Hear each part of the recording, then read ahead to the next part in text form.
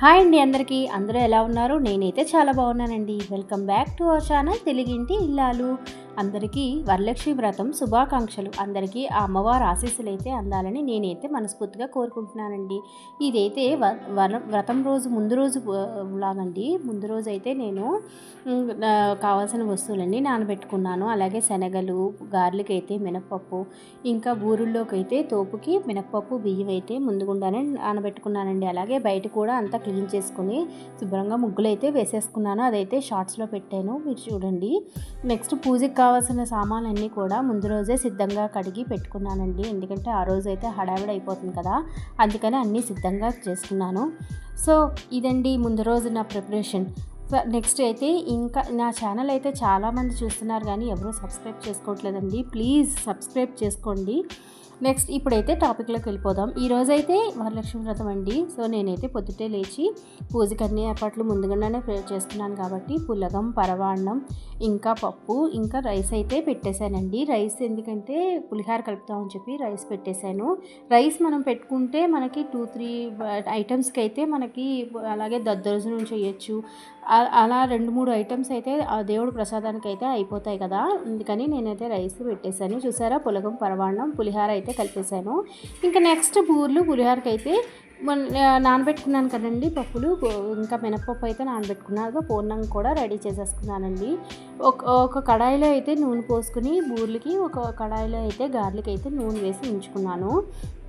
ఇంకా హడావిడి అయిపోయిందండి పొద్దుటికే, అందుకనే 2 వేరంగా చేద్దామని చెప్పి నేనైతే పొద్దుటే పూజ చేసుకోవాలని చెప్పారు కదా, అందుకే గబగబా అయితే చేసుకుందామని ఇవన్నీ నైవేద్యాలు అయితే చేసుకుంటున్నానండి. గారెలు అయితే ఈసారి చాలా బాగా వచ్చాయండి. అమ్మవారే నా చేతి చేయించుకుందా అన్నట్టుగా చాలా చక్కగా వచ్చాయండి గారెలు అయితే. చూస్తారా వేస్తున్నాను. అలాగే బూర్లకు కూడా ఇప్పుడు ఇవన్నీ ఏంటంటే కొత్తగా పెళ్ళైన వాళ్ళకైతే చాలా భయంగా ఉంటుంది. గారెలు చేయాలి, బూర్లు చేయాలి, ఎలా చేయాలా అని చాలా టెన్షన్ పడతారు. ఏం అవసరం ఉండదండి. మనం కొలతలతో చక్కగా చేసుకుంటే మనకి హాయిగా వచ్చేస్తాయి, ఏ ఇబ్బంది పడకుండా వచ్చేస్తాయండి అసలుకి. ఇవైతే ఎక్స్పీరియన్స్ ఉన్న వాళ్ళకైతే అవసరం లేదు, కానీ ఇంకా చిన్నపిల్లలు అప్పుడే కొత్తగా పెళ్ళైన వాళ్ళకైతే చాలా భయంగా ఉంటుంది. మనం కరెక్ట్గా చేసుకుంటే అసలు ఏ ఇబ్బంది రాదండి. ఈరోజైతే పూర్ణాలు కూడా చాలా చక్కగా వచ్చాయి నాకైతే. నేను అది కూడా మీకు చూపిస్తాను చూడండి.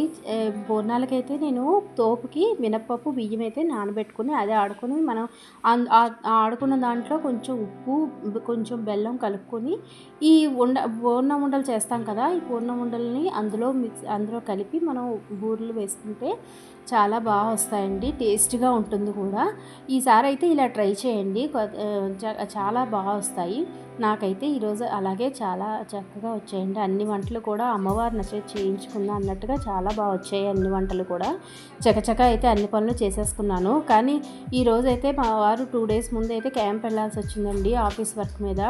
ఈరోజు వస్తారా రారా ఏంటా అనే టెన్షన్గా అయితే నా మనసులో అలా ఉందండి. ఎప్పుడు ఆయన లేకుండా అయితే ఇన్నేళ్ళు బట్టి నేనైతే చేసుకోలేదు.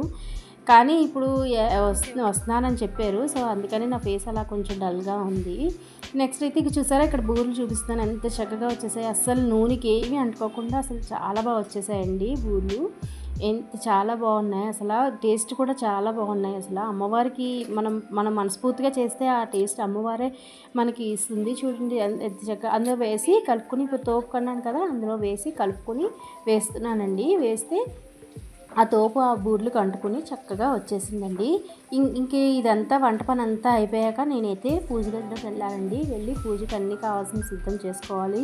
మాకైతే ముందే వ్లాగ్లో చెప్పాను కదా, అది షార్ట్స్లో మీకు ఆల్రెడీ చెప్పాను, మాకు కలసం లేదు, అందుకని డైరెక్ట్గా అమ్మవారికి అయితే పూజ చేసుకోవాలి. అక్కడ ఏ వస్తువు మర్చిపోకుండా నేనైతే ముందుగుండానే అన్ని వస్తువులు అయితే సిద్ధంగా పెట్టుకోవాలి. పువ్వులు, పళ్ళు, గాజులు, అలాగే అమ్మవారికి నైవేద్యం పెట్టవలసిన వస్తువులు అన్నీ కూడా ఈ సంవత్సరం అయితే నేను రూపు కొనుక్కున్నానండి, గాజు కొనుక్కున్నాను. అది అన్నీ కూడా అమ్మవారికి అయితే పెట్టుకుని నైవేద్యం పెట్టుకుని చక్కగా అయితే పూజ చేసేసుకున్నానండి.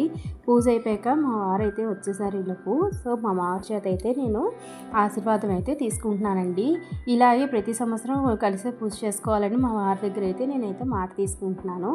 అదేనండి చెప్తున్నారు. సో చాలా హ్యాపీగా అయిపోయిందండి పూజ అయితే. ఇంకా పూజ అవగానే మా అపార్ట్మెంట్లో వాళ్ళు అయితే నన్ను వాయనానికి అయితే పిలిచారండి.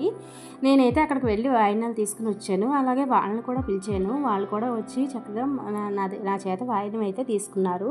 చాలా చాలా హ్యాపీగా జరిగిపోయిందండి పూజ అంతా. సో మీ ఇంట్లో వరలక్ష్మి వ్రతం ఎలా జరిగింది ఏంటి అనేది నాకు కూడా వీడియోలో అయితే తెలియజేయండి. అలాగే నా ఇంట్లో పూజ ఎలా ఉంది ఏంటి అనేది కామెంట్ సెక్షన్లో తెలియజేయండి. ఈ వీడియో నచ్చితే ఒక్క లైక్ చేసి షేర్ చేసి సబ్స్క్రైబ్ చేసుకోండి ప్లీజ్.